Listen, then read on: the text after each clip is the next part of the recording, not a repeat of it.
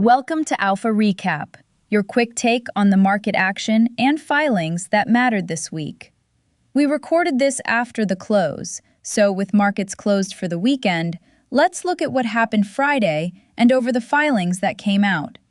As always, if you have questions, you can reach us at stockalpha.ai. Great to be here. So, what really stands out here is three cross-cutting themes from Friday's tape and the weekend filings. Episodic microcap volatility, a moderation in the AI and semiconductor leaders' momentum, and a renewed focus on monetization and regulatory exposure across platforms. Let's start small and messy. Microcaps.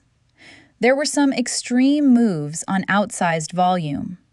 MOBIX jumped about 20% to roughly $1.04 on about 280 million shares, while another name plunged about 50% to essentially zero on roughly 922,000 shares.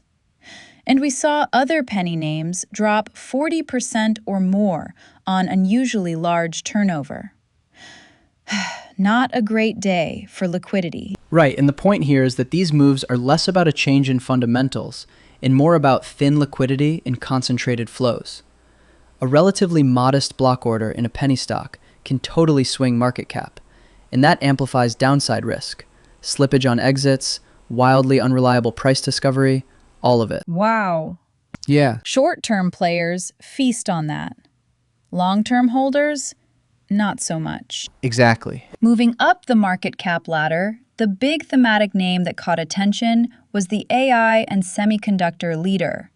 The stock finished the day down about 3% to $177.88 on about 187 million shares.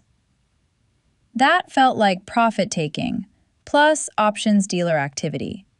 The usual suspects when a leader pauses. I mean, when you step back and look at this, a volume-backed pullback in a concentrated leader often reflects rotation, delta hedging, and some rebalancing.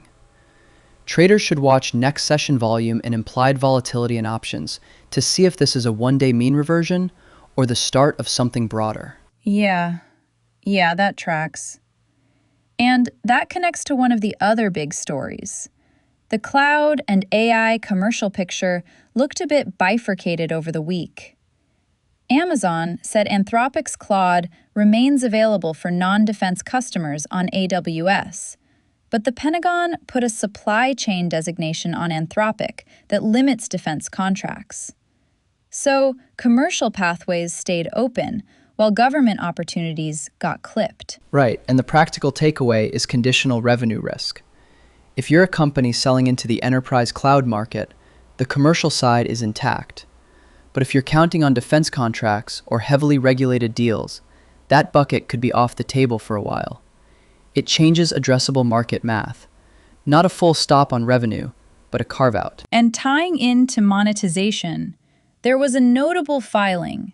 Goodnow increased its stake in Instacart, which people are reading as a bet on ad and promotional revenue inside grocery apps, rather than just gross merchandise value.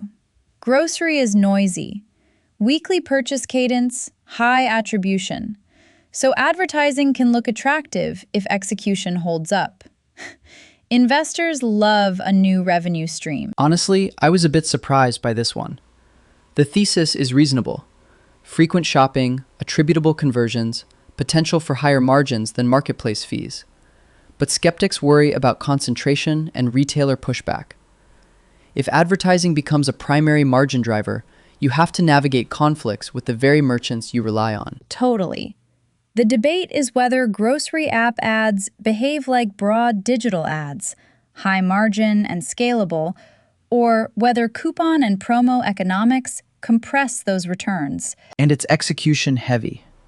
CPMs need to hold, brands need to see ROI, and the platform must avoid cannibalizing core commerce. So, campaign measurement and pricing power matter a lot.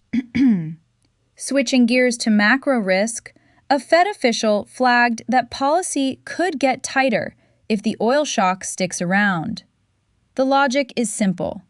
higher energy costs lift headline inflation, which reduces the Fed's room to ease and could even force tighter policy, a headwind for duration-sensitive growth stocks. Right, and the market priced that risk in a little bit. So for investors, think about duration exposure. If energy-driven inflation looks persistent, rate paths could stay higher for longer, and that compresses multiples on growthy names. That plays into asset allocation. Defensive sectors, shorter duration bonds, or higher quality dividend payers look more attractive if the Fed leans hawkish. And traders should keep hedges handy. Put spreads, inverse sector exposure, even tighter stop levels on speculative names. Those moves make sense if commodity shocks keep repricing policy. Back to small cap stress. Sphere 3D reported a GAAP loss of $7.37 per share on revenue of about $11.8 million. That kind of per-share loss usually signals big non-cash charges or a tiny share float that amplifies numbers. Investors need to read the filings to see what made that headline number. Right, parse the 10Q or 8K, look for impairments, restructuring charges, convert accounting impacts, and most importantly, cash runway and financing cadence.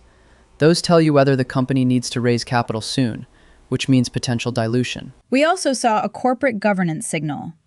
Intest kept base salaries flat for next year, but approved new incentive awards. That's cost discipline, plus potential dilution later if performance targets are met. Activist types should dig into the award structure. Are these share grants, options, performance shares? That composition determines dilution risk. So don't take flat salaries as purely shareholder-friendly without examining the equity math. Quick reactions. Traders, you saw opportunities in volatility, but also real slippage risk in microcaps. Long-term investors should stick to structural winners in AI, but be mindful of policy exposure. Income investors, think about duration and quality. Risk-averse investors, avoid these tiny, headline-driven names unless you really know what you're doing. And some practical next steps. Monitor Fed speak and oil prices. Check liquidity and recent volume trends before adding to small cap positions. Read the filings we mentioned. GoodNow's Instacart filing, Sphere 3D's reports, and Intest's proxy materials.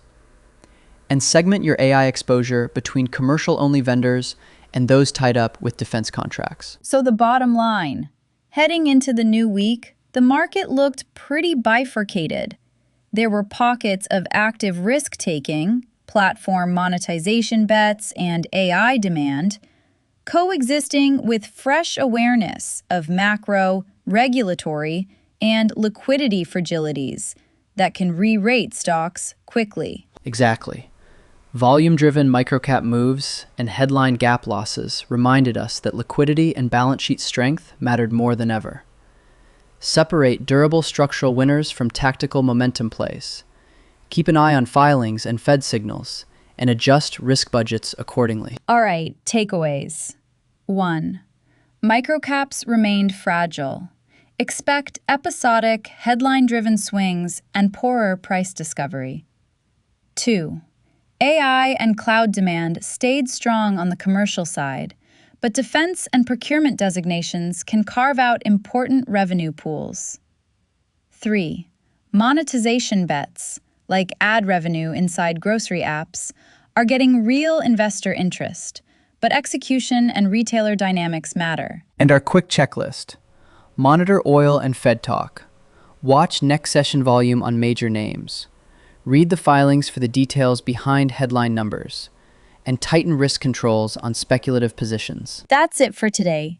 If you have questions about anything we covered, head to stockalpha.ai, where you can ask us directly and we'll answer live. For more market analysis and insights, visit stockalpha.ai. Thanks for listening. We'll see you next time on Alpha Recap.